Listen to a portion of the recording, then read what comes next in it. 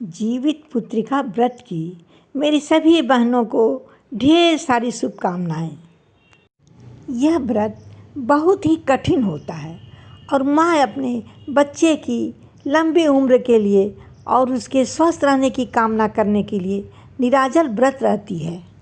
बनारस के पंचांग के अनुसार 2025 में ज्यूतिया व्रत 14 सितंबर रविवार को रखा जाएगा।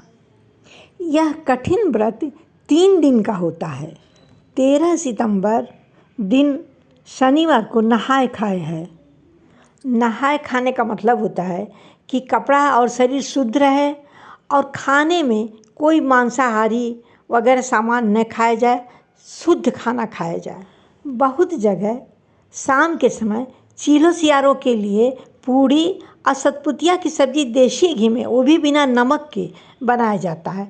अब भोर में उठकर उन्हें सतपुतिया के पत्ते पर रख करके दिया जाता है। इस पूजा में बरियार के पौधे की बड़ी ही मान्यता है और इसे ही शाम के समय पूजा किया जाता है। अब आसान तरीका ये है कि बरियार के पौधे को गमले में रखकर और उस पूजा के स्थान पर रखकर और आप पूजा कर लीजिए। मैंने ये चीलो सियारो और मुतवाहन जी को खुद स्वयं मिट्टी से अपने हाथ से बनाया है। पूजा की कोई सामग्री अपने हाथ से बनाने में बहुत ही खुशी मिलती है। इस बार इस व्रत में पारण बहुत जल्दी पड़ा है। 15 सितंबर सुबह इस व्रत में तो पारण का बहुत ही महत्व होता है। 7 बजे के पहले चीलो सियारो आजी मुतवाहन जी को सबको प्रसाद, जो भी आपके यहाँ चलता हो, चूड़ा दही, कहीं कहीं भोग लगता है, कहीं खाने का भोग लगता है, जैसे आपके यहाँ जो चलता हो उसको लगाकर 7 बजे के बाद पारण कर लेना है। पारण करने के बाद व्रत पूरा हो जाता है। पुराणों के अनुसार शिव जी एक बार माता पार्वती जी को इस व्रत के बारे में बताया था। माता अपने बच्चे की लंबी उम्र की कामना के लिए ये व्रत रखती है।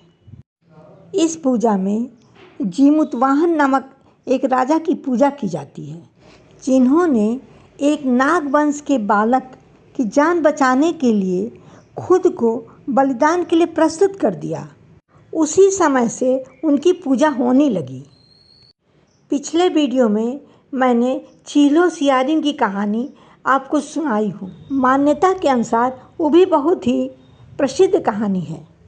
व्रत के दिन चीलो सियारिन की कहानी ज़रूर सुनना चाहिए। मैं आज शॉर्ट में चीलो सियारिन की कहानी आपको सुना दे रही हूँ। चीलो सियारिन में बहुत दोस्ती था और दोनों एक ही जगह रहती थी। एक विशाल पाकड़ का वृक्ष था, तो चीलो उसी पेड़ पर रहती थी और सियारिन नीचे रहती थी। ये दोनों आपस में तय की कि हम लोग जीवित पुत्रिका व्रत करेंगे और दोनों बड़े ही उत्साह से व्रत की। चील ने व्रत को बहुत ही निष्ठा से किया, लेकिन सियारिन को भूख लग गया। उससे भूख बर्दाश्त नहीं हुआ और वो हड्डी और मांस खाने लगी। अगले जन्म में चील एक राजा की पुत्री बनी और बहुत ही धनी परिवार में उसकी शादी हुई। सियारिन भी उसकी छोटी बहन बनकर पैदा हुई। उसकी भी शादी उसी के गांव में हो गई। चील के जो भी बच्चे होते थे वे जीवित रहते थे, पर सियारिन के जो बच्चे होते थे सब बच्चे होने के बाद से मर जाते थे। सियारिन बहुत दुखी रहती थी।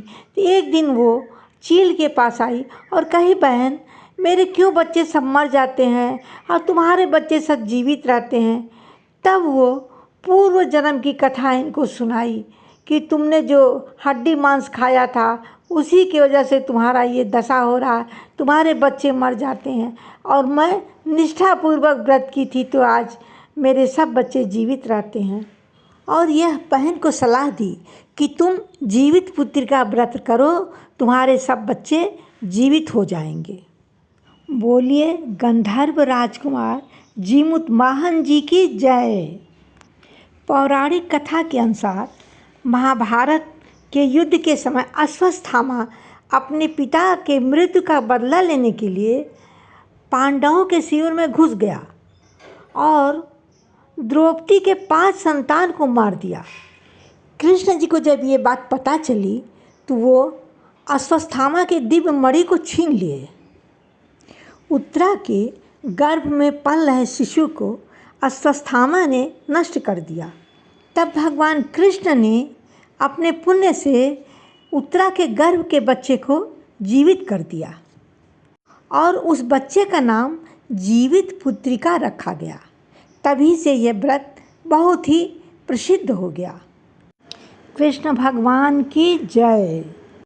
तो चलिए अब हम लोग यह व्रत करें और जो हमारी बहनें व्रत नहीं रहती हैं उनके बच्चों के लंबी उम्र की कामना करते हुए उनके लिए भी हम भगवान से प्रार्थना करेंगे। सभी देवता लोगों की जय।